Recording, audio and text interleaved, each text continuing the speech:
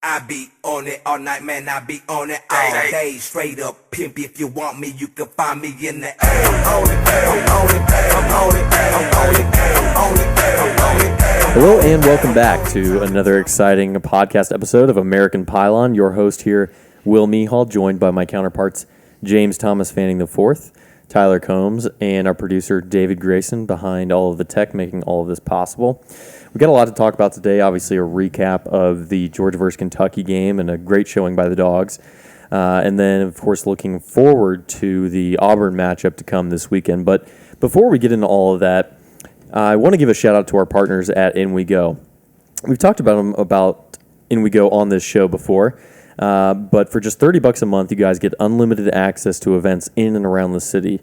Now live in Phoenix, Denver, Atlanta, D.C., and Florida. So if you guys are looking for stuff to do around town, be sure to check them out. And for a limited time, you can plug in the promo code Pylon into the promo box for $10 off your first month at In We Go.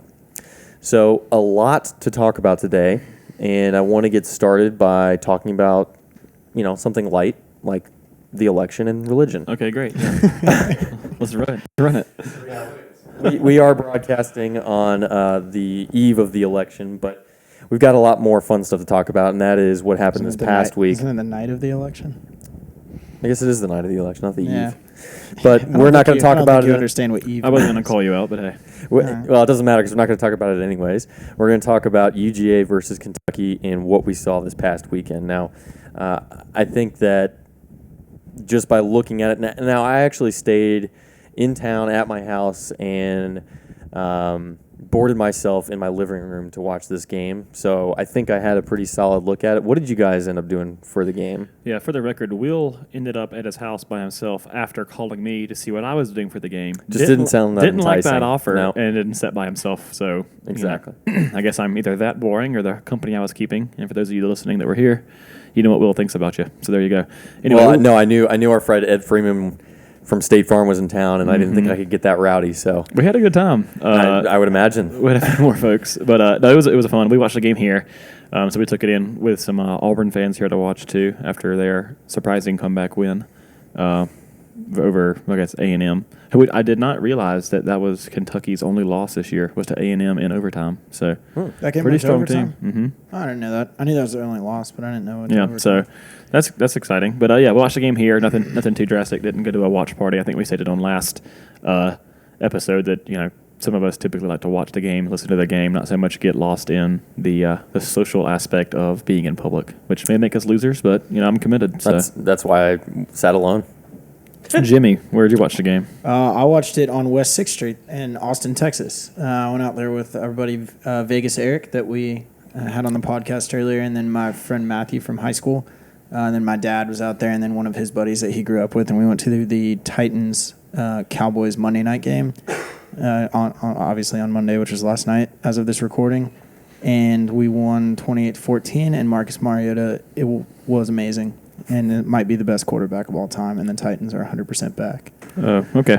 So Yeah. they beat the same 8-8 Cowboys missing the playoffs. New look Cowboys. Prime time, same baby. team.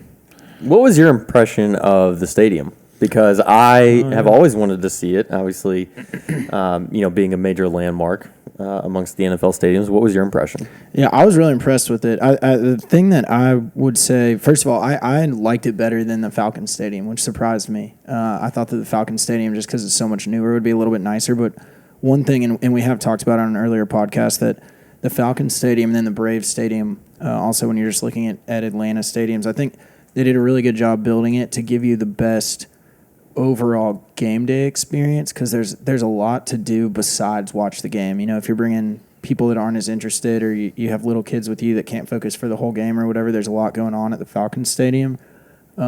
Jerry World, I think they did a better job of focusing on giving you the absolute best game experience. There's not a ton to do besides watch the game, but watching the game, which is why we're all there, was awesome. Just the the TV screen that they have, and the way they have concessions set up so that it's really hard to get out of the sight line of the game, even if you have to go to the bathroom or go to concessions. The music that they had going, just the videos from old players they had during the TV timeouts and stuff. It was awesome. I definitely want to go back. Tyler and I have flights booked there for the Cotton Bowl in 7 weeks if Georgia is lucky enough to go. Yeah, one of the semifinal locations. Yeah. Is what Jimmy's referring to there. Yeah, not just a random bowl. we booked non-refundable flights to all 64 bowls. Just to keep ourselves The Go cover all the bases. Bowl. Yeah. Awesome. Well, let's take a look and talk about the matchup this past weekend, Dogs versus the Wildcats. I think everyone will agree that it was a much better showing from the Dogs in this game. Still some stuff that we would have liked to have seen cleaned up, obviously. But, a great showing, particularly in the run game. I mean, absolutely dominated that. We saw some big runs being gashed open through the line. And, I want to hear your thoughts on the performance, starting again from the offensive side of the ball. How you, first of all, thought Fromm handled the atmosphere and the spotlight, this being for the ability to clinch the East. What were your thoughts, Tyler? Yeah, sure. I mean, I think, again, Fromm was in that sweet spot of throwing no more than 20 to 25 times, right? I think we put him in a position to where the whole playbook was open. It kept it easy, kept it thoroughly manageable, and the running backs made it easy for him. I think Chaney called a good game overall, and obviously with anything explosive, with explosive runs, that helps keep it balanced, which I think we've kind of notated. Unfortunately, I think that's just where Jake Fromm is. I think we want Jake Fromm to be more. We want to be able to trust him to drop it back and throw it 40 times. But obviously, a sweet spot in our success is when we can limit his attempts because of the success we have on the ground game. So overall, very pleased with the running backs. Extremely pleased with the offensive line, with everyone we had kind of going down and getting injured, and kind of the carousel we had there. But on the whole, proud of Chaney. Fromm looked sharp, looked good again, and the running backs, I mean, we're catching our stride. Feels a lot like last year. I agree. It's nice. It feels like the offensive line and the offense in general is kind of starting to gel at a really good time. I mean, Fromm did what he's done all year. He was real efficient. He wasn't anything flashy, but he's completed 70% of his passes for a touchdown, no interceptions, didn't turn the ball over. We finally got a real big explosive play out of Swift that we keep talking about all year that we've been waiting for. He had that 83-yard touchdown kind of iced the game. So he had one that was not quite that long against Florida, and then he had his one in the fourth quarter against Auburn last year. Yep. So it seems like Swift has kind of settled into that role as like the closer, which I kind of thought Holyfield might fill more going into the year. We thought Swift would be the guy the first three quarters, and then Holyfield would come in with fresh legs. But they've kind of reversed those roles. Yeah. Holyfield seems to be the one that we're pounding it with earlier in the game, and then Swift comes in and finishes it all off. I think Fields did more to keep Fromm as the starter than Fromm did himself to keep him, because Fromm didn't make any mistakes, but he wasn't great. But Fields was really nothing. I mean, they only gave him one passing play, but he made one read and tucked it in ran, which is what we've seen kind of time and time again. Yeah, I don't think that's changing anytime soon, unfortunately, especially against better defenses that we're going to be heading into with, I guess you can still say with Auburn, and then obviously with guaranteed matchup with Bama and Atlanta. I mean, you're not going to see – I don't see it clicking for Justin Fields this later in the season to just take over a game like that. Again, I still kind of – I don't like the way we're using Fields and the way he comes in his almost 100% design runs, except for the one play that Jimmy's referring to.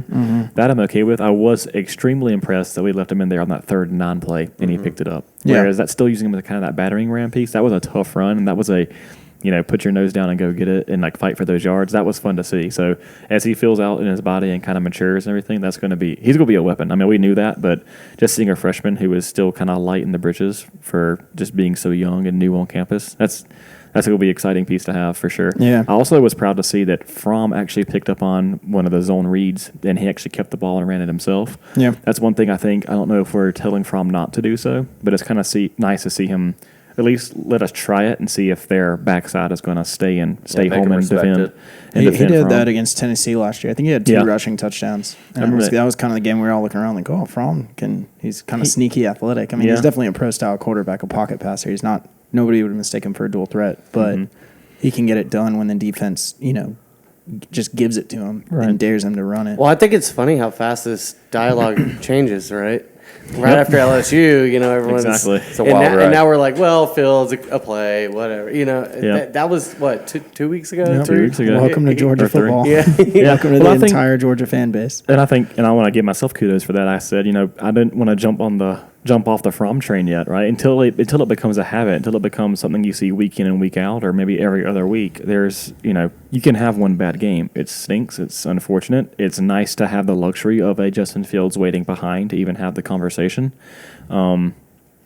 But yeah, I mean, it changes that fast, right? I mean, that's huge on Fromm's part. Think about that. I mean, for him not to tweet or say anything about, I don't hear anybody talking now, just to hear all that chatter and then just to go away all of a sudden, and even still not really getting praise. It's just, well, he didn't screw up. Thanks, It feels a little disingenuous, I guess. But, I mean, the kid knows how to play, and he puts himself in position to succeed and make sure he has, holding on to the job. I mean, I think at the end of the day, for right or for wrong, whether he could handle more, couldn't, or whether he should play Fields or couldn't, Kirby is going to die on the hill if we're going to run the ball and we're going to play good defense. So, I mean, we'll talk about the defense in a minute, but it was a really, really good game plan and well executed game. I felt like out of the defense. Yeah. But we ran them. I mean, we had 331 rushing yards. Yeah, huge. You're going to win most games when you do that, and then your defense is semi-competent. Right. Before we jump into the stats of it, did you know that you could watch these games on YouTube? Live. Yes. With Like YouTube on Live, YouTube the TV? subscription? No, I don't know. No, so I missed half the game because I was at a wedding, right? So I saw the first half, but my DVR hasn't been recording them, but I actually hadn't been sad about it because I've actually found them on YouTube, and they skip everything. Like even halftime is like a blip, so like you don't have to hold the remote and fast forward through commercials and all that kind of stuff, and it's good. It's great quality too. So anyone out there miss a game or miss a quarter? Yeah, I didn't. Usually they post the full game, including commercials, like 2 or 3 days after. But it's like 3.5 hours. Yeah, it's a CBS game. I'm sure these videos probably get taken down after a time because they're owned by CBS or whatever. But some hero out there is getting it up there for at least a week. Not all or heroes so. wear capes. Yeah. Just say it was us. Yeah. Check the American Pylon YouTube page if you need to watch the game. On a high level we just view, need clicks. I did think it was impressive just for our offense to put up 34. This was actually the number one scoring defense in the entire country, allowing, I think, just a tick over 13 points a game. And if we went in there and ran at 34, at home in their biggest game in the history of Kentucky football, at least that I am aware of, at least since like the 20s. Yeah. So that's huge. That's a statement there, to go against a defense who was known for it. And also, I think they had I know they had the SEC sack leader. Josh Allen, I was just looking at his numbers. He nothing. had 3 tackles, no sacks, no tackle for loss. Did he have the fumble recovery? Did he have that? Did y'all see the nothing crazy matters. stat where it said Georgia Tech and Tulane or one of those, a couple random schools that are no longer in the SEC had more SEC championships. Like Kentucky, I heard that. Yeah, it was Really? Tech. I think it was Tech. It was Georgia Tech I remember was it Tech. Tulane. I thought it was Tulane. It could be, Something but random. something similar. It makes sense. Might It's be in- that University of the South. Weren't they a founding member of the SEC? Sewanee. It was something- Sewanee. Maybe, but Yeah. like Swanee, Georgia. Had a No, like college? the University of Sewanee. It's in Tennessee. It's in between Chattanooga and Nashville. Okay. It was a founding member Showing of my the SEC. ignorance. They have a standing offer. They can rejoin the SEC, no questions asked, anytime they ever decide to. They're a D3 school. If you want to be invited to your own Yeah. funeral, Seriously. I invite. That's crazy because they get a share. They would get, as the SEC rules are stated, you get a share of the TV money. So you would think just get clobbered every game, but collect millions of dollars. Maybe. That's what Vanderbilt does already. Also Rutgers in the Big Ten. Damn, Jimmy's taking shots. He shifted his focus from one part of Tennessee to the other. Oh, actually, you know what? I did decide this weekend that I don't care that much about the Big 12. Like, I just kind of pick year to year who I root for, root against. But going forward for the rest of my life, I'm rooting against Baylor because we drove through Waco in between Austin and Dallas on Monday, and Waco is terrible. Okay, Chip and Joanna live there in Waco, don't they? yeah, Okay, nice house. It's not all horrible. Yeah, It was- Shiplap. Great We went by retail. their campus, and it just wasn't much to look at. And then we were trying to find this barbecue place that we had seen on Yelp, and they had so much construction everywhere, and we eventually just said forget it, and we left Waco behind Construction forever. growing city, just horrible. They had construction, so I hate the Baylor Bears your own now. fault. Well, hey, you're breaking news. You're going to hate Atlanta if you hate construction. I hate to break it to you, but Yeah. that's never ending here. about that? Ever been on 400? What about that defense? Anyway, yeah. Yeah, let's take a look in flip sides of the ball. I mean, I think that the Dogs did a pretty good job of containing Terry Wilson. Obviously, they do with the right quarterback. He had a lot of yards, but when you talk about Benny Snell only having 73 yards, we really shut down in my opinion, a lot of that run game that they were known for. But what was y'all's take on the defensive performance? Man, my biggest take on the defense, and that's what I was most excited about, was the youth. I mean, it felt like the youth was showing up everywhere. I mean, you saw Tyson Campbell got burnt a little early, but he had a fumble recovery. And then on the early third downs, we had Adam Anderson, who finally got in and got some early playing time on obvious passing downs. True freshman inside linebacker, Adam Anderson from Rome. He got I think, tackle for a loss on third down that forced a punt. And then the very next defensive series, I believe it was... Oh gosh, I'm drawing a blank. I think it was Channing Tindall. Channing Tindall played a good bit. This is the most he's played all season in terms of snaps. He got the sack on third down to force the next punt, and then Tyson Campbell got the fumble recovery. I think almost the third defensive drive. So it was just seeing that youth and hearing these names, and Brenton Cox on the field, and Otis Reese. Also, they said he got the start. He actually didn't. They switched it up with a package. But like seeing Otis Reese get a couple of minutes or snaps as well. It was just. That to me was awesome. Now you're starting to see later in the season, as you would expect, these 5-star talent start to get on the field and get in the rotation early. And I think a lot of it might have been due to the personnel or there being almost a one-dimensional offense for Kentucky. I mean, I know not almost completely. Well, just completely. He ended up throwing for a good bit of yards. He did, but I think that's because we could allow it, which is like same way Missouri rushed a bunch on us, right? And we just allowed it to happen. And I think, and we saw a little more of that. I think we got the stops when we needed, but there were some aggravating drives where they were converting 4 or 5 third downs, which is frustrating to see them march down the field and do that. But I think kind of like Jimmy and I discussed a couple episodes ago, and I think it was it didn't work for us versus LSU. Was it Florida? It's not like we want to give up the third down, but we will play conservatively on third and short to almost allow an offense to make a mistake, which we saw. I mean, we saw them throw an interception. I mean, they were not dynamic enough to really hurt us, and so we could pin our ears back. But those younger players that are faster, stronger, and just some quick reads and make some plays. Yeah, it's exciting to see that. It's almost like Kirby knew what he was doing the whole time, bringing them on slowly, and now when it's getting into crunch time, he's starting to ease them in there, and then we may hopefully have the most physically talented players on the field by the time the SEC championship comes around. Yeah, because they fully understand the scheme. Also, I mean, talking about freshmen going back to the offense, Trey Hill came in and played. He had a couple of bad snaps. Yeah, but played pretty well when Gaillard went down at center. Yeah, he sure did. I mean, youth all over. It makes me feel better about next year, which I guess we can talk about going into the offseason, later this year. But the center was one position this whole year I've kind of been eyeballing about who's going to step up next year, because Gaillard's just been so steady there for so long, and we haven't really gotten a ton of guys reps at that position, younger guys in the second string. So it's cool to see Hill. Yeah.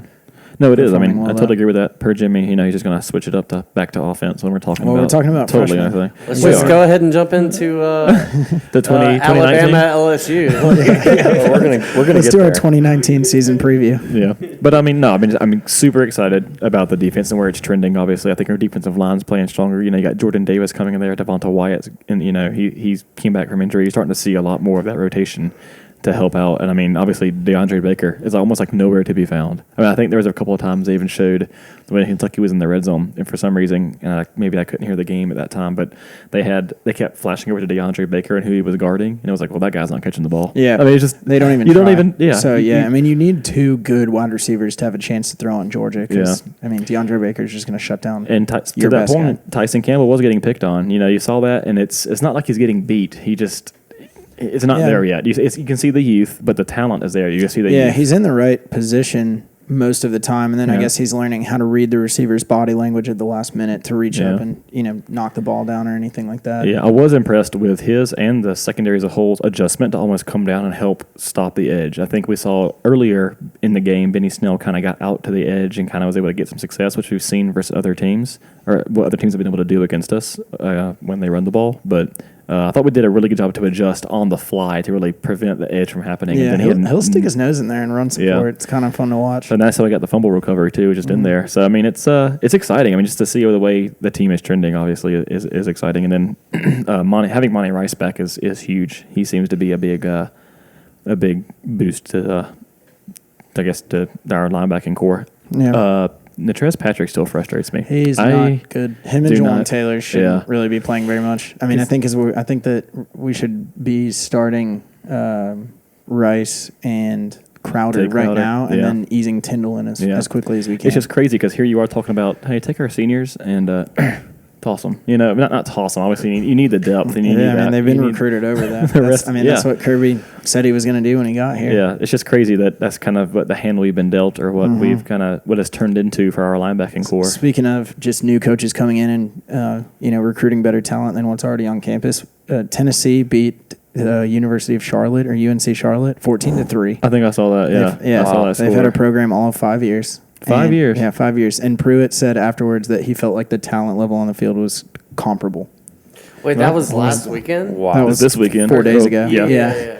Yeah, so Pruitt said he thought the talent was comparable, and Pruitt's been going on record all season long, or I mean, especially recently, talking about, we're going to bring in, because the limit you can sign in a signing class is 25 guys. Why He's would like, he we're say gonna bring that? in. Like, So- if you're admitting that the talent is comparable, like, Yeah, that's tough to. That's not his first because people instance are this mad season, that I don't think. people Not are him people are talking mad out. that they only won 14-3 over a nothing school, and he's like, well, Well, I'm when saying, you give like, me the how, roster, how I can had he to. how can he say that with a straight face? Because you're saying that your ability to recruit is comparable to the. This is his first year. Well, He's got a bunch of Butch Jones old players. I think they were David maybe That's going. what I'm saying. He's saying I'm going to bring in 25 guys.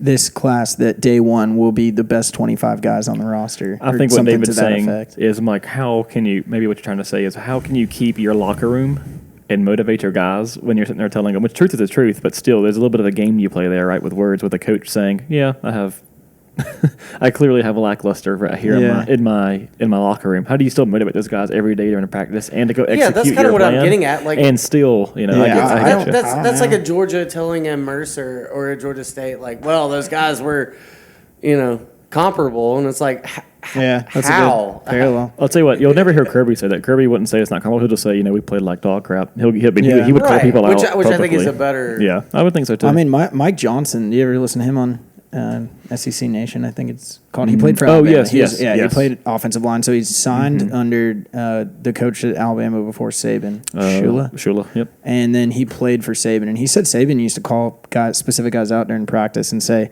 "As soon as I can replace you on this roster, I will." Like, there were guys throughout the season that he were in his doghouse. That was like, Cutthroat, baby. if you don't buy into my system, you're going to be gone next year. Yeah. And so, I guess maybe that's what. Well, I mean, we saw that. We saw that as soon as Jeremy Pruitt got on campus. We Yeah. saw him saying, like, you're not my guys. And then we saw, like, what, Josh Harvey Clemens. We saw, I think it was even, what was his name? That went to Auburn.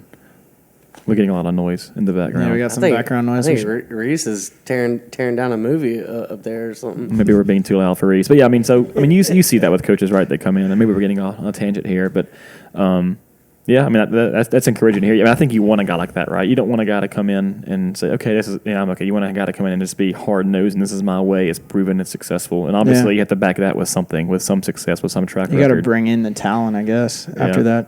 Or if you're in the NFL, you just trade away every single player on your team and collect 1,000 first-round picks like John Gruden. Yeah. Though I did see a stat. I watched the LSU-Alabama game, which I guess we can get to in a second. Oh, yeah, let's talk about that. They game. did say, or they showed a stat where Alabama has had a first-round pick in Saban's era for every single position group on the field except for quarterback. I saw Really? that. That Yep. was crazy. Give it 2 insane. years.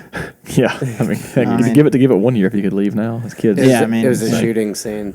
That's Oh, that's what it was. okay. I don't know what he's watching. Yeah, anyway, crazy stat from Alabama. But let's talk about that game a little bit. Did you guys get a chance to watch it? Yeah, I I mean, watched the whole thing. I didn't same. get to listen to the commentary because we were out and about. In I listened Austin. and watched the whole thing. it Okay. was eye-opening. I think. I mean, LSU's defense is good. they are 'Cause good, Alabama and they just has the- can't score. Yeah, Alabama's offense I think is probably the best in the country, and LSU held them within reason for a lot of the game. They did. And LSU's offense just was not good. That's Yeah. tough. I mean, that's tough to see tough to though. swallow for now us. that we Yeah. know we're going to be going to the SEC championship. I mean, it's kind of We got time. We got 4 weeks to get better. If we played Bama this week, I don't think it would go that well for us. But we'll see. We're getting these freshmen on the field more and more. So. Yeah, we can go into this a little bit later. I feel like because this is a whole Yeah, conversation. we got a week to talk about this within after itself. the Tech game. Yeah, I mean, And, how about this? but how about this about Alabama? Sorry to interrupt. No, go ahead, Tyler, go but, Alabama is one bad hit on Tua's knee away from being a very Yeah. beatable football team. No, they are. Yeah, mean, that's a fair assessment. Yeah, I mean, hell, if a kid wasn't on campus last year, what ifs, whatever, right? But I Yeah. mean, if so I mean, If and Tua was there was not- one point where he was kind of gimping around. I don't know if he Yeah, he was it got- after that real long touchdown he had. he or got was it- hit in the crotch, Okay. And he That's came out for understandable. a couple of plays, and then when he scored, he went to celebrate, and he re-injured that knee. I get that knee's finicky. He's got a brace on it, and he landed on it pretty easily, just gingerly. You know, Jimmy, you're And- starting to sound just in the complete opposite that you did in the other podcast. Where you I were know, like- it's week to week You were for me. like, well, well, you said Opinions sway wildly. That Tennessee fans were hoping that Georgia was going to beat up Kentucky so they could have an easier win, and now we're talking about the strength of Tua's knee. I don't know. I mean, it's hard not to look ahead of that game. What It's do hard those have not to do with each other? It's hard not to look at Because- the Alabama Because we're win talking about injuring a player. over LSU. Go ahead, David. I'll let We you have a lot finish. going on here. I'm saying we're talking about injuring a player to win a game, which doesn't feel good. I'm not wishing an injury on Tua. I'm saying if that were to happen, I wouldn't. the complexion of the Alabama's team changes quite a bit. And 100%. I would feel better about Georgia's chances. of beating 100%. them. But it's hard not to take a look at that game and the way that it played out and be somewhat concerned, even with the next 4 weeks to play out, that this is going to be a very, very tough matchup. I mean, do you guys see any way that Bama gets beaten? Let me ask you this, though, because I was actually curious.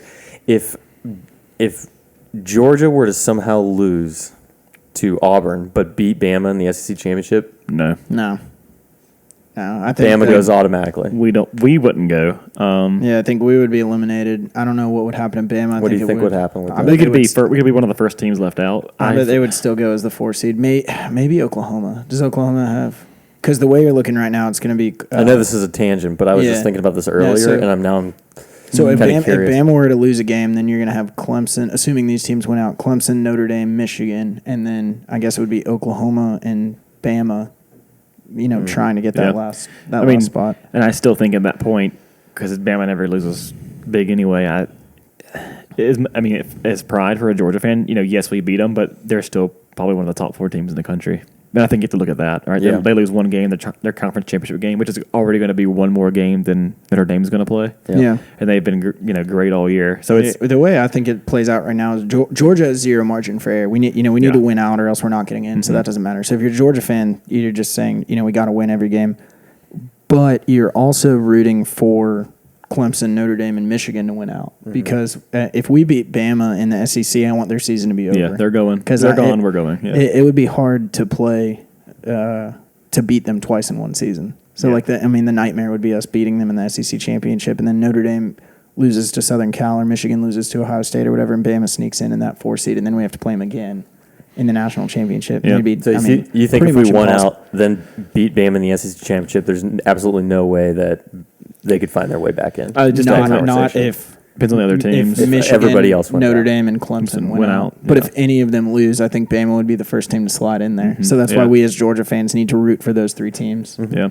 To win out. To answer your question, though, and I've been saying this for a couple of weeks, I think the only way anyone could beat Alabama is just to keep Tua off the field, which I know sounds simple, but I seriously mean have a aggressive / conservative offensive approach where you have to you have to keep your playbook wide open, but you have to stay on the field and take your time. Almost from, you don't want to play scared, but I feel like you almost to keep the ball out of his hands. And I don't think our defense has the elite linebackers and such, or even a defensive front to get pressure on him to force him into bad situations. Roquan could have. It could have. Roquan, yeah, But I guess definitely. I don't think anyone, and us admittedly, has that talent to really pressure him into making bad decisions for 4 quarters. So just keeping him off the field and being able to keep your playbook open, stay aggressive, but at the same time, milk the play clock every single snap, every single play. Take your time. Just literally just chip away. Have long drives every single. Have a try. This is like this is probably not even.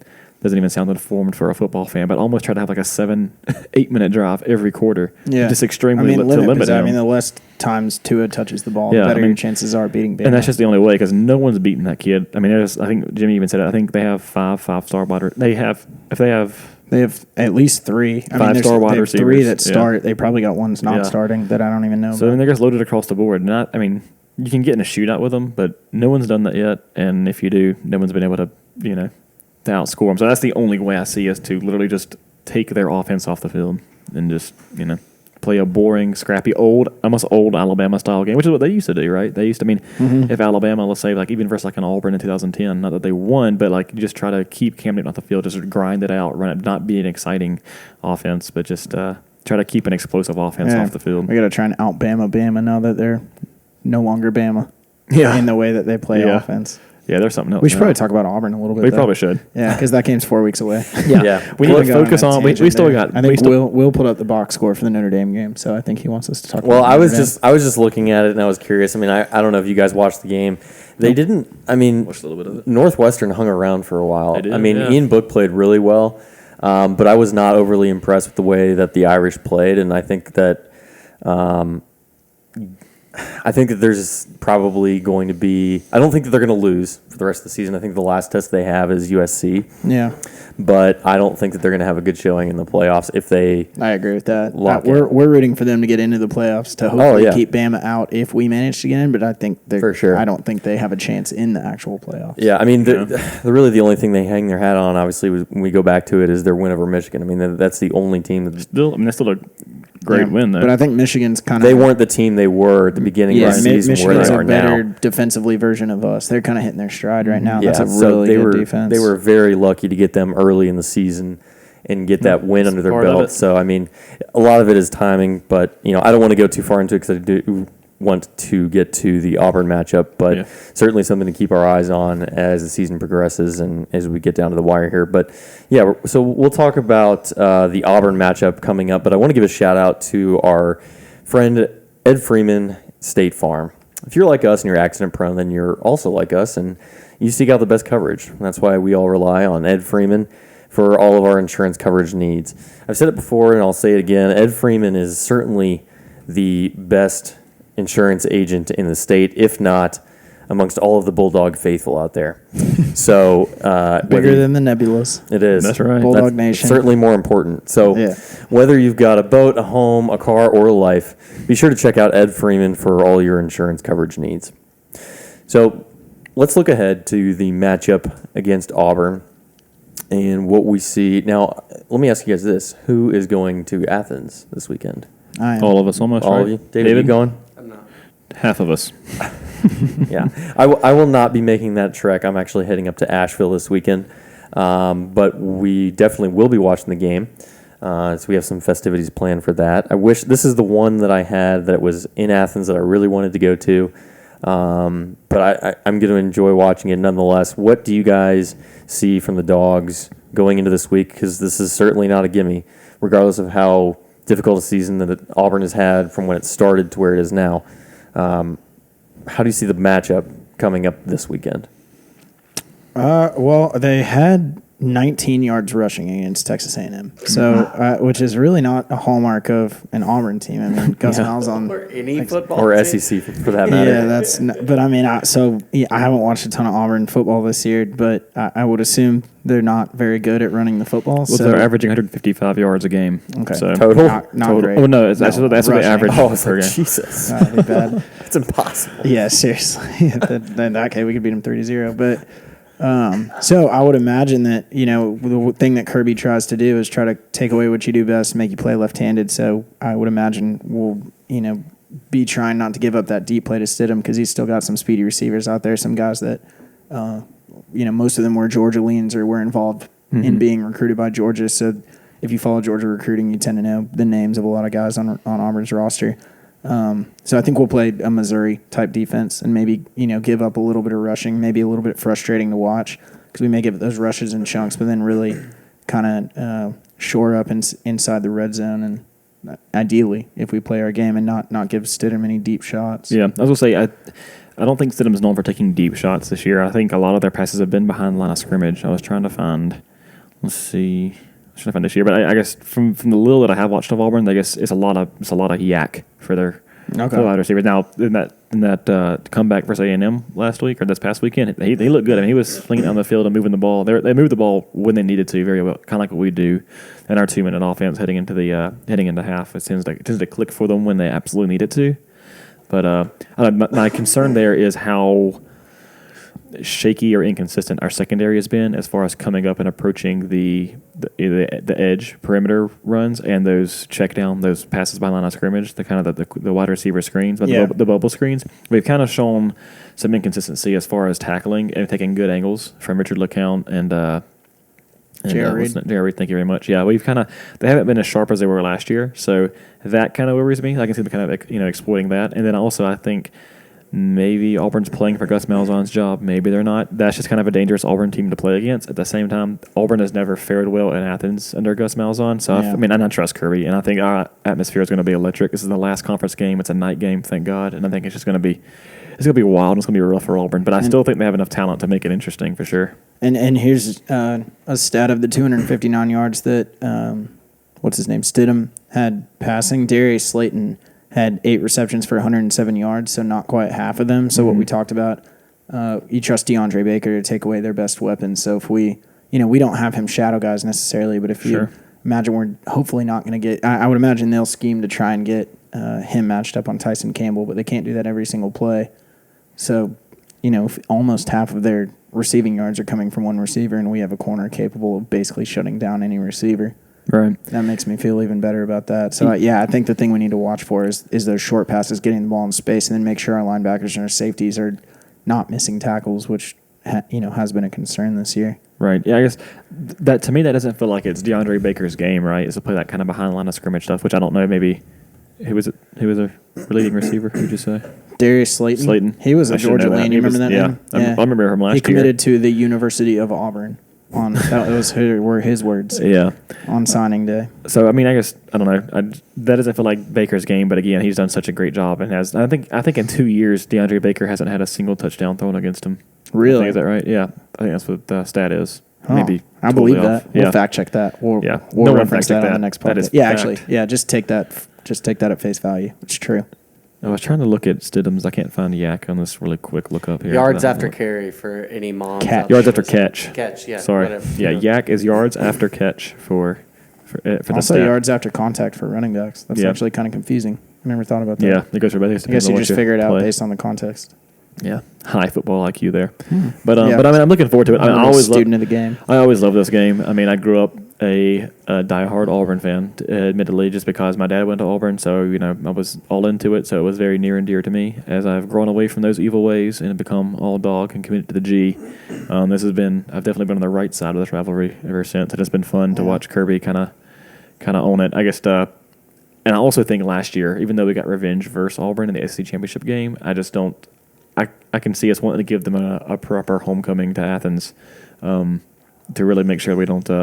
We don't. I feel like shoot ourselves in the Auburn, foot. with Kirby as the coach, I don't feel like Auburn's ever going to be a team we have a hard time getting up for because, obviously he's a Letterman and he is a Georgia Bulldog forever. And then he was also at Alabama for 10 years. Yeah, so it was that's true. probably Yeah, easy. So we that's saw a this offense every year. very good point, Which is yeah. probably an advantage. And it just makes it easy to hate Auburn, I'm sure. If you those have been the two places you've spent the majority of your career Yeah. is Georgia and Alabama. Do we have a prediction?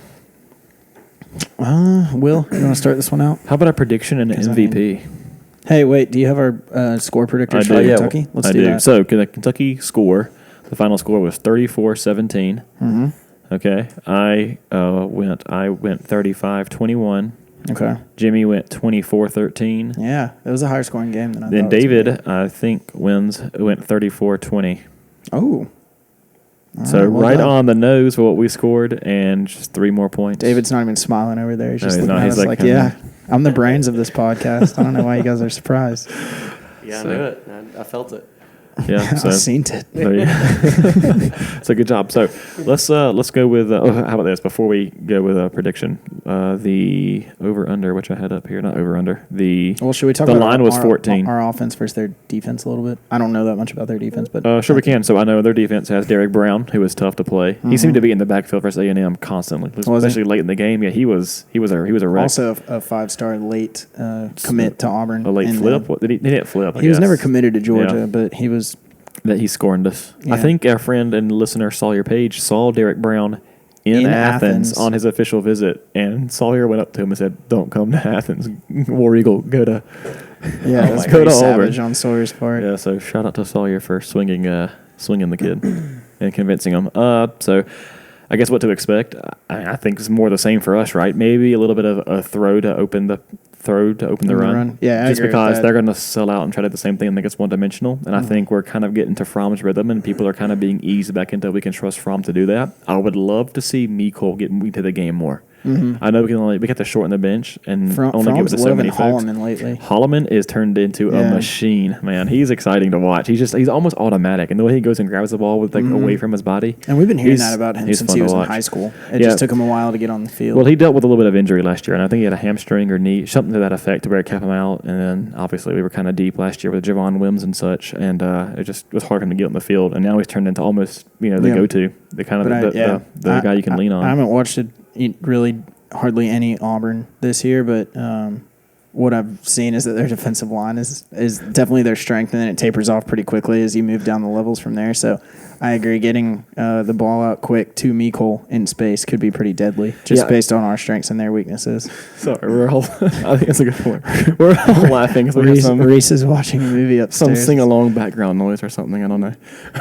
But I do agree. I guess I missed that from our offense. I missed the quick check down to Mikol. I mean, I'm not complaining. If we score, we win. We don't have to win a certain way. That's a wrinkle in the offense we've kind of gone away from. And I don't know if that's just something in practice. I guess you want to see a player that explosive really have his impact on the game outside of special teams. But yeah, I can just to sum this all up, and I know I'm rambling, I see us, again, just more of the ground game, 30 carries between the two, between Swift and Holyfield, and just keep grinding it out. Even though it might not be pretty, they're going to stop it. And I think they have a strong defensive front. Again, like most teams, I think we're just more talented. We have more depth. I trust our coach, who is, to Jimmy's point, has seen this offense for Kirby Smart versus Malzahn for literally, what? I mean, a long time going. Almost the better half of a decade, almost a decade. Yeah, because, Malzahn was the offensive coordinator. Yeah. And then he left for a couple of years, and then he came back. Yep. But, actually, 2009 he was, Yeah, he's been involved in the Auburn offense about as long as Kirby was at Alabama. So I just see us sticking to the ground game. I trust Fromm. Again, I want to see him under that 20 to 25 piece. I think if we have to ask him to do more, something has gone wrong or gone awry if we're having to throw to come back or to just kind of keep up with Auburn's offense, which I don't see that being the case. And then defense, I guess trust our secondary. So, again, no more big plays. It's in that 1 year, or one game, I should say, versus LSU. That's kind of been the one anomaly this season. And I guess again, give them that kind of frustrating, grind it out run, maybe take some possessions away from us because they're running the ball. But I'm going to go with let's see. Anyway, that's my rambling about what I expect, and my prediction is 38-20. 38-20. You think they're going to score 20 points on us? Yeah. Okay. I'm going 31-10. I think we win pretty comfortably, cover pretty comfortably, and I think our defense really shows up and hits its stride in this game. Okay. 35-13. So I am believing in the Didn't we just say they're averaging like 150 yards a game? Yeah, 155 yards a game. So they're going to blow that out of the water against us? No, I'm not saying that, but they average a score of 28.3, so I went with that almost, not in the nose at all, but I went 38. So we average 38 points a game. So I said 38. That sounds about right. That's what we're trending in. Our last 3 games are 36, 36, 34. So I went 38-20. That's mine. Yeah, I'm going to go extreme, 42-10. Nice. I like it. Yep. I wanted to go high. I just, Will, what did you say to have your name on here? 35-13. 2011, I remember we beat them 41-7. Yeah. I would love to see that. Okay, that's pretty good. How about an MVP? Who all is an MVP? Ooh, that's a good question. Holyfield. I think Holyfield. Nah. Fields. They're going to just turn them loose. They're just going to get out there and be like, here's the playbook. Fields is going to be the starter. Kirby Smart. Yeah.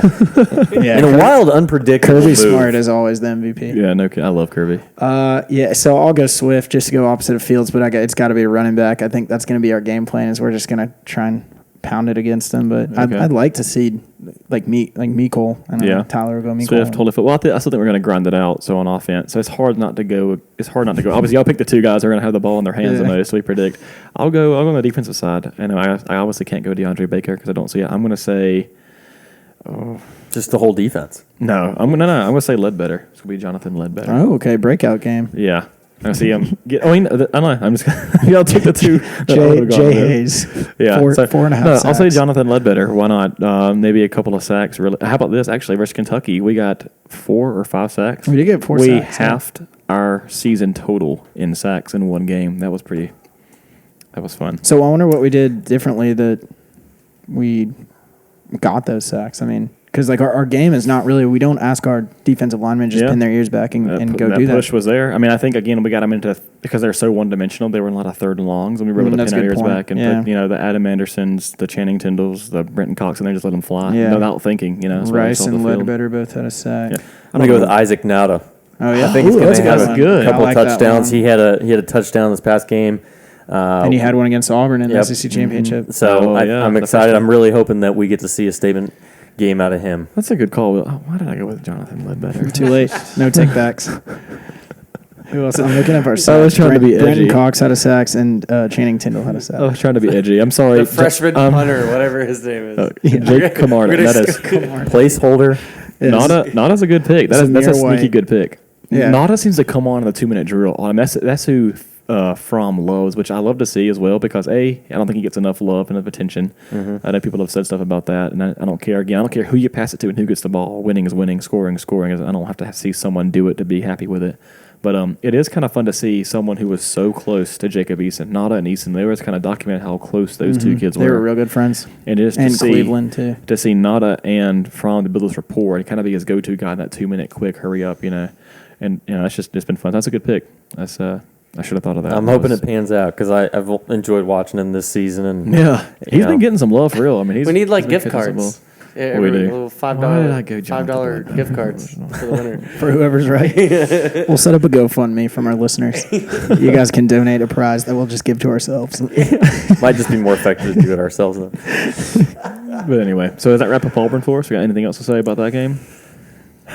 No, I'm excited for this. This is always when it's a home game. It's definitely always my favorite home game of the year. Oh, we had Tennessee though. We did strike down the black jerseys. I don't know if we addressed that. That was one thing we wanted to talk about. Yeah, it is fun. I love the black jerseys. I think they're sharp. I don't like buying into that when it's not announced officially. Yep. I think the stadium still looks good, black and red checkered, but I just don't like doing it half-ass. I guess I like this. It's intimidating when everyone's doing it, and there's a blackout in the stadium. Everyone looks good in black. I understand. What time is this game at though? 7 o'clock. 7. It would be that sharp. would have been black. But Kirby was quoted as saying when asked, he said, "I don't think you need energy and enthusiasm for Auburn." Speaking to like what the jerseys would bring, he said, "If we cannot get up for Auburn, we've got some other problems. We've got to be excited to play, and I just don't think the jerseys are going to do it. That's not relevant to me." Yeah, does the slimming effect? I don't know. I mean, I think black, makes me look sharp. I think, Yeah, everybody looks good running black. Everyone knows that. But no, I agree with the idea that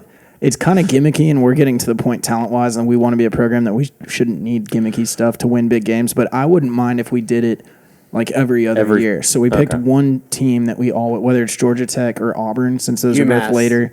Well, Georgia Tech or Auburn to me would be cool because we play them at home every other year. It's always late in the year, and I feel like a blackout it's more likely to be dark because it gets earlier later, even if it's a 3:30 game or a 4 o'clock game or whatever. And then there wouldn't be so much hype and conversation. There wouldn't be so much about it. Just be a thing that we do, and it'd be fun for the students. It'd be fun for the fan base. But if we happen to drop a game in there every few years, it wouldn't be this 10-year long thing of we can never wear black again because remember the last time we wore black. That's Georgia, fair. I like Georgia that. Tech's a safe bet. It's a noon game this year, so yeah, that is the thing. It tends to be a noon game. That's why I would probably go with Auburn, just because that tends to be a later game. That's a game everybody be hyped for, but then it wouldn't be if we happen to drop one to them at home, because that's bound to happen. Yeah, eventually. And correct me if I'm wrong. I just remember last year there was no talk of black jerseys. Maybe there was. Maybe there was a little bit of a kind of a grassroots Facebook movement to try to wear black jerseys for a game. There's one of those almost every week. But I don't remember that at all last year. It was like last year was so fun in its own right. No one was clamoring to let's see the black jerseys. It was just like everyone just shut up and enjoyed this. This is fun, right? Like, there was no gimmicks. There was no. Maybe they're going to pull like a Mighty Ducks, at halftime and come out in the black. That would. I don't think legally you can do that. Well, I think you can do it. Yeah, that's probably accurate. You can do it in between warm-ups and kickoff because that's what we did in 07. I bet you. Yeah, we warmed up in red and came back out in black. I think last year though we tend to forget. Well, it makes for a good movie. We tend to forget the Auburn game that kind of stopped us in our tracks. Like we were riding high on the season, and then we lose to them, and then it was like we weren't talking about black jerseys was the way to get back. We were like, oh crap, that was going to be a huge roadblock. And it took us. Yeah, after the season's over, when we beat them again or whatever, or we, it's we kind of forgot about that game. that kind of stopped our season for a week. That's a good point. It's just I was proud of us as a fan base for getting at least that far without having to rely on that, and just really the focus in Kirby and just us enjoying it. So it's fun. I think it's cool to see, but I'm with it. I'm with Jimmy on that to kind of make it every other year. I thing. definitely agree Make with it pretty rare. Yeah, but I think that that's a good point because you're making it so that this isn't a distraction. This is like just something that's the norm, right? And you're still talking about a good game, probably a night game. So I think that's a great point. That would be awesome. It'd be like to see. the throwback jerseys in the NFL that you do once a season, but That's it's cool. not necessarily. They have to wear them twice. Is it twice? They have to wear And they have their the color alternative rush. jerseys Yeah. twice a year. See, that's kind of. I mean, that's fun. But it's a though. thing that's it's fun for the fans to watch and stuff, and I think in college football even more so because it's a certain color that everybody can dress, but it's not something that has so much built around it that if you lose the game, it ruins doing that. Which is why I think scheduling it would be a neat thing. So Kirby, I know you listen. Do your thing. Greg McGarity, He hates he's you, Jimmy. he's also a listener. Yeah, one Kirby's- question just ruined it. He still hasn't forgiven you for that yeah. stupid question. I've been texting him. He hasn't been texting me back. Ghosted. Got his red receipts on. He's reading them. He knows That's it okay, too. Kirby. He's I just still doing love that you. out of spite. Yeah, he turned them on just for me, just to Awesome. be mean. Well, we're going to start to wrap up the show, but before we do, I want to venture into another Mount Rushmore discussion. And this is one that I threw on the docket because I love these discussions and I think we should have more of them. But the Mount Rushmore for tonight is who is the greatest fiction villain of all time? Or the ones that should be included on the Mount. Okay, can it be like you want Could be a a movie. character, or would Yeah. it be? Yep. Could be a movie, could be a book, and it's specifically fiction. Like, I don't want you to be like Hitler. And it's like, well, yeah, of course. He was a bad dude. He was a bad guy. But, like, so for instance, right, I'm going to start it Yeah, off. why don't I'm you going to start kick us it off? off I Give us already some got time mine. to think. with Wolf I know yours. Stanson from the Mighty Ducks. If you guys remember D2, Wolf Stanson with the slicked back hair from Iceland, the all black, and just took a cheap shot on Bombay's knee when they were playing three post. That's true. That is a terrible move and one of the all-time greatest villains in my book. Okay, That's good. Tyler, you want to hit it because I'm still thinking. Yeah, I got you. Ramsay Bolton from the Game of Thrones series. That is a good the one. most hateable character. Him or Professor Dolores Umbridge in Harry both Potter or the Oh, Phoenix. yeah. Very good Hated. pick. Secretly Just worse reading her. than Voldemort. Oh, made my Yeah. skin crawl. Yeah. Ugh. She beats Voldemort? Hell Yeah. Dude, Because she's annoying. Voldemort's just straight up evil, but he owns it. Yeah. Umbridge is kind of just self-righteous and Yeah. Yeah. slimy. This wasn't the most evil villains. This was the worst, just the ones that you hated the most. Yeah. But Ramsay Bolton hated that guy, just scummy, just ugh. Like when Sansa got her revenge in that season. Oh, okay. Was, Spoiler alert. Sorry. Sorry. If you haven't caught up on Game of Thrones, stop listening. Hey, now. we're actually rewatching it. Natalie and Sorry. I are Natalie, do rewatching not it listen to because this. she has not seen it, and so we're preparing What ourselves. season are you on? Two. Well, producer, she producer hasn't- Dave she will hasn't put even a met Ramsay spoiler yet. alert in the comments. Yeah, But those are That was a two good really one. good picks. I was trying to think from Game of Thrones who the worst person would be. I think it is Ramsay. Could go Joffrey Mine as well. would be not necessarily the most hateable, like not the most evil, but one of my favorite villains would be Heath Ledger's Joker from Dark Knight. He would be under that title of greatest villain. Yeah. I mean that's Yeah. really the reason why people go back and rewatch that film. Yeah, because I mean of the performance he put did on. such a good job in that role to where you can't even like hate him. You just I will enjoy say watching him. That So, villain almost wasn't even hated in that movie. It was almost like I intriguing. loved every time he was on It was screen. intriguing, yeah. the Yeah. Mount Rushmore's greatest villain, not most hateable. No, I know. Exactly. I know. Exactly. I'm just saying it almost That's a great didn't pick as hit him, well, but it's though. good. David, what about you? You got one? I guess I was thinking hateable. Go with it. I just changed the game. Who's the most? Yeah, You can be whatever you want. for some reason, Scar from Lion King popped into my head. Oh, that's a good one. That is That really is good. actually, yes, that's huge. Kills his own brother. Yeah, I mean, I just remember thinking as a kid, Kinslayer. he's- what a dick, you know? Yeah, I didn't even look at this prior to bringing this up, but there's a lot of them that just off of a Google that I think we're missing out on. Hans Gruber from Die Hard. Die Hard. Dude, Awesome. Awesome. I don't remember him. Isn't that it's Snape? Mm-hmm. It's the same actor that played Snape in the Harry Potter movies. yep, that's What when was they his name? Alan Ron? Rickman. Alan. that's when they take over the tower. and he's like the terrorist. You've up never there. seen Die Hard? I have. I just don't remember. Dude, that's a move that I would pull. Dolores one? Umbridge is on this list. Is she? Yeah, she's last behind. but Hannibal in front of Lecter. Mystique. That's another. I've never seen that movie. You've never seen Silence of the Lambs? I don't intend to. I don't like scary movies. It was It's really, documented but last it's really, podcast. yeah, no, that's fair. But it's really not, and because I'm on that same train. Like, I don't like scary movies whatsoever. I don't think that Silence of the Lambs is really a horror film. It's more of like a thriller, Yeah. suspense. That Have you makes seen it? fun. Yeah. Yeah. This is something. Yeah. Clarice. Maybe I'll see it. You remember we talked about Val before?